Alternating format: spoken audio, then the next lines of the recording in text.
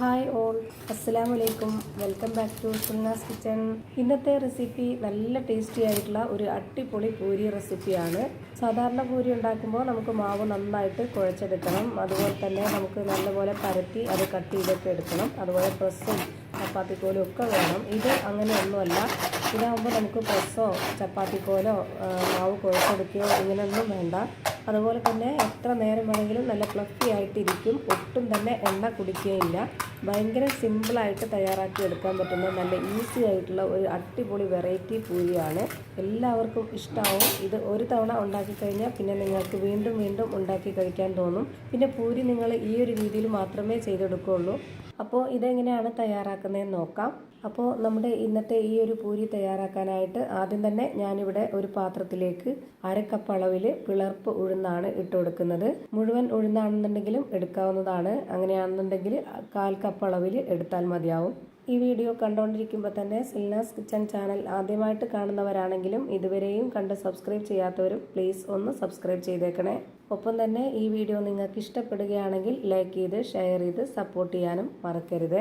അടുത്തതായി ഇതിലേക്ക് വേണ്ടത് കപ്പലണ്ടിയാണ്. കപ്പലണ്ടി തൊലി കളഞ്ഞോ തൊലി കളയാതെയോ എടുക്കാവുന്നതാണ്, കുഴപ്പമൊന്നുമില്ല.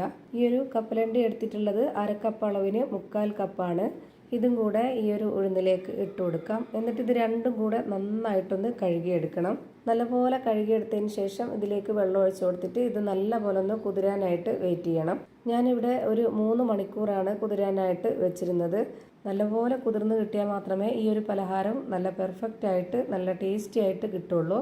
3 മണിക്കൂർ കുതിരാനായിട്ട് വെച്ചിരുന്ന ശേഷം ഇത് തുറന്ന് നോക്കിയപ്പോഴത്തേക്ക് നന്നായിട്ട് കുതിർന്ന് കിട്ടിയിട്ടുണ്ട്. ഇതാണ് ഇതിൻ്റെ കറക്റ്റ് ആയിട്ടുള്ള പരുവം. ഇനി ഇത് കുതിരാനായിട്ട് വെച്ചിരുന്ന ഈ ഒരു വെള്ളം മുഴുവനായിട്ടും ഊറ്റിക്കളയുന്നുണ്ട്. ഇതിനി ഒരു മിക്സിയുടെ ജാറിലേക്കിട്ട് നന്നായിട്ട് അരച്ചെടുക്കാനുള്ളതാണ്.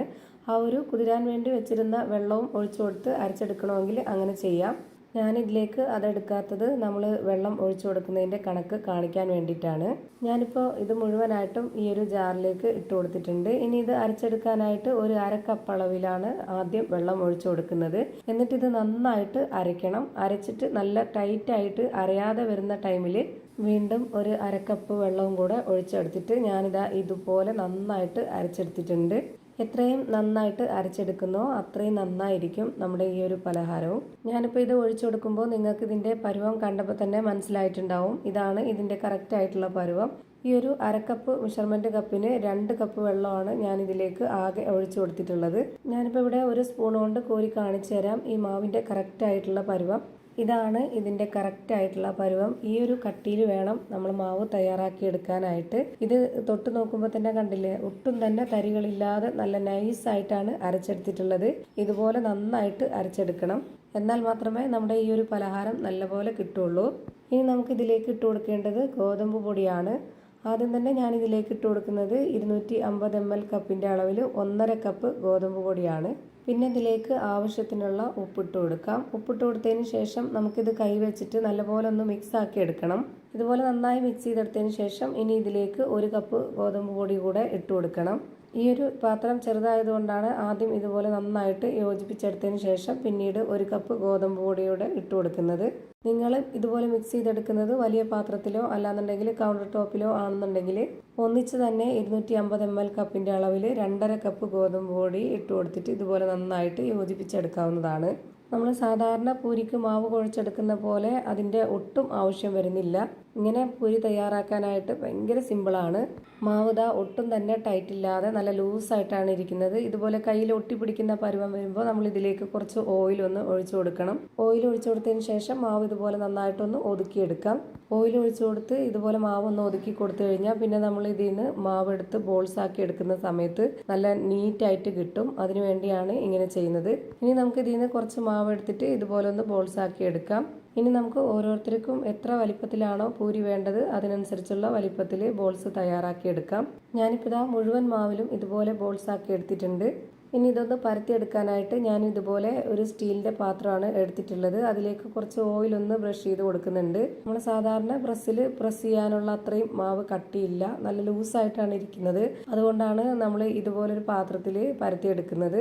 ഇനി ഇതുപോലൊരു പാത്രം കൂടെ എടുത്തിട്ട് അതിന് മുകളിലേക്കും കൂടെ ഓയിലൊന്ന് ബ്രഷ് ചെയ്ത് കൊടുത്തിട്ടുണ്ട്.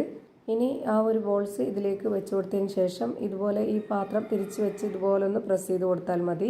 മാവ് നല്ല ടൈറ്റ് അല്ല, അതുകൊണ്ടാണ് നമ്മൾ ഇതുപോലെ പ്രസ് ചെയ്ത് കൊടുക്കുന്നത്. പ്രസ്സിലാണെന്നുണ്ടെങ്കിൽ നന്നായിട്ടൊന്ന് ഒട്ടി വലിഞ്ഞു പോവും. അപ്പോൾ ഇതുപോലെ ഒരു ഷേപ്പിൽ കിട്ടാൻ വേണ്ടിയിട്ടാണ് ഞാനിപ്പോൾ ഇതുപോലെ ചെയ്തെടുത്തിട്ടുള്ളത്. ഇതുപോലെ പരന്ന പാത്രത്തിൽ തന്നെ വെച്ച് ചെയ്യണമെന്നൊന്നുമില്ല. നമുക്ക് സാധാരണ കൗണ്ടർ ടോപ്പിൽ ഒരു ബട്ടർ പേപ്പർ വിരിച്ചിട്ട് അതിനുള്ളിലേക്ക് ബോൾസ് ആക്കി വെച്ചിട്ട് ഇതുപോലെ ഏതെങ്കിലും ഒരു പരന്ന തട്ടോ പാത്രം എന്തെങ്കിലും ഒന്നുണ്ടെങ്കിൽ ഒന്ന് പ്രസ് ചെയ്ത് കൊടുത്താൽ മതി ജസ്റ്റ്. അപ്പോഴത്തേക്ക് നല്ല കറക്റ്റ് ഈ ഒരു ഷേപ്പിൽ തന്നെ കിട്ടും. ഒരെണ്ണം ഇതുപോലെ നമ്മൾ പ്രസ് ചെയ്തെടുത്തതിന് ശേഷം പിന്നീട് വീണ്ടും ആ ഒരു 2 പാത്രത്തിലും നമ്മൾ ഓയിൽ ബ്രഷ് ചെയ്ത് കൊടുക്കണം. എന്നിട്ട് വേണം വീണ്ടും ബോൾസ് വെച്ച് കൊടുക്കാനായിട്ട്. അല്ലാന്നുണ്ടെങ്കിൽ മാവ് ഒട്ടിപ്പിടിച്ച് പോവും. അപ്പോൾ ഞാനിവിടെ രണ്ടാമത്തതും ഇതേപോലെ തന്നെ പ്രസ് ചെയ്തെടുത്തിട്ടുണ്ട്. ഇതുപോലെ നമുക്ക് എല്ലാ മാവും ചെയ്തെടുക്കാവുന്നതേ ഉള്ളൂ. വളരെ സിമ്പിളാണ്. ഇനി നമുക്കിത് ഫ്രൈ ചെയ്തെടുക്കാം. അപ്പോൾ അതിന് വേണ്ടിയിട്ട് ഞാനിവിടെ ഒരു കടായിൽ കുറച്ച് ഓയിൽ ഒഴിച്ച് കൊടുത്തതിന് ശേഷം നന്നായിട്ടൊന്ന് ചൂടാവാൻ വേണ്ടി വെയിറ്റ് ചെയ്തു. ചൂടായി വന്നതിന് ശേഷം ഞാനിതിലേക്ക് ഒരെണ്ണം ഇട്ട് കൊടുത്തിട്ടുണ്ട്. ഇനി ഇത് മീഡിയം ടു ലോ ഫ്ലെയിമിൽ മാറി തിരിഞ്ഞും ഇട്ട് കൊടുത്തിട്ട് വേണം നമ്മളിത് വേവിച്ചെടുക്കാനായിട്ട്. ഇനി നമുക്കിത് പൊള്ളി വരുന്ന ഈ ഒരു ഭാഗത്ത് നമുക്ക് ചെറുതായിട്ടൊന്ന് തട്ടിക്കൊടുക്കാം. അപ്പോൾ നന്നായിട്ട് പൊള്ളി വരും. ഈ പൂരി നമ്മൾ രാവിലെ ഉണ്ടാക്കി വൈകുന്നേരം വരെ ഇരുന്നാലും ഇതേപോലെ ഫ്ലഫി ആയിട്ട് തന്നെ ഇരിക്കുന്നതാണ്. ഹോള് വീണാൽ പെട്ടെന്ന് ചുങ്ങിപ്പോവും. ഹോള് വീണില്ലെങ്കിൽ ഇതേപോലെ തന്നെ ഇരിക്കും. അതുപോലെ തന്നെ പുറമേ നല്ല ക്രിസ്പി ആയിട്ടാണ് ഇരിക്കുന്നത്. അത് നല്ല സോഫ്റ്റുമാണ്. ഭയങ്കര ഒരു വെറൈറ്റി ടേസ്റ്റുമാണ്. ഇത് തയ്യാറാക്കി എടുക്കണമെങ്കിലും ഭയങ്കര സിമ്പിളാണ്. അപ്പോൾ അതുകൊണ്ട് തന്നെ നമ്മളിത് ഒരു തവണ ഉണ്ടാക്കി കഴിച്ചു കഴിഞ്ഞാൽ പിന്നെ ഇതിൻ്റെ ടേസ്റ്റ് അറിഞ്ഞാൽ പൂരി ഉണ്ടാക്കണം എന്ന് തോന്നുമ്പോഴൊക്കെ ഈ ഒരു രീതിയിൽ തന്നെ ആയിരിക്കും ഉണ്ടാക്കുന്നത്. അത്രയും ഒരു ടേസ്റ്റാണ്. സാധാരണ നമ്മൾ പൂരി പൊരിക്കുമ്പോൾ ഒത്തിരി അങ്ങ് എണ്ണ കുടിക്കും. നമ്മൾ എത്ര കുടിക്കത്തില്ല എന്ന് പറഞ്ഞാലും എണ്ണ നന്നായിട്ട് കുടിക്കുന്നുണ്ടാവും. ഈ ഒരു പൂരിക്ക് ഒട്ടും തന്നെ എണ്ണ കുടിക്കില്ല. ഇത് നിങ്ങൾക്ക് കാണുമ്പോൾ തന്നെ അറിയാം. ആദ്യം തന്നെ ഒഴിച്ചു കൊടുത്ത ആ ഒരു എണ്ണ നമ്മളിത് എത്ര എണ്ണമാണോ ഫ്രൈ ചെയ്തെടുക്കുന്നത് അത്രയും ഫ്രൈ ചെയ്താലും ആ ഒരു എണ്ണ തന്നെ ഇതിലുണ്ട്. ഞാനിപ്പോൾ ഈ ഫ്രൈ ചെയ്തതെല്ലാം ഒരു പാത്രത്തിലേക്ക് മാറ്റുന്നുണ്ട്. ഇത് കാണുമ്പോൾ നിങ്ങൾക്ക് അറിയാൻ പറ്റും. നമ്മൾ ആദ്യം ഉള്ളത് ഇതുപോലെ പാത്രത്തിൽ വെച്ച് കൊടുത്തിട്ട് ഏറ്റവും ലാസ്റ്റ് നമ്മൾ വെച്ച് കൊടുക്കുമ്പോഴും നല്ല ഫ്ലഫി ആയിട്ട് തന്നെ ഇരിക്കുന്നുണ്ട്. എത്ര എണ്ണമാണോ നമ്മൾ ഉണ്ടാക്കിയെടുക്കുന്നത് അത്രയും നേരമായാലും ഇത് വൈകിട്ട് വരെ ഇരുന്നാലും ഫ്ലഫി ആയിട്ട് തന്നെ ഇരിക്കുന്നതാണ്.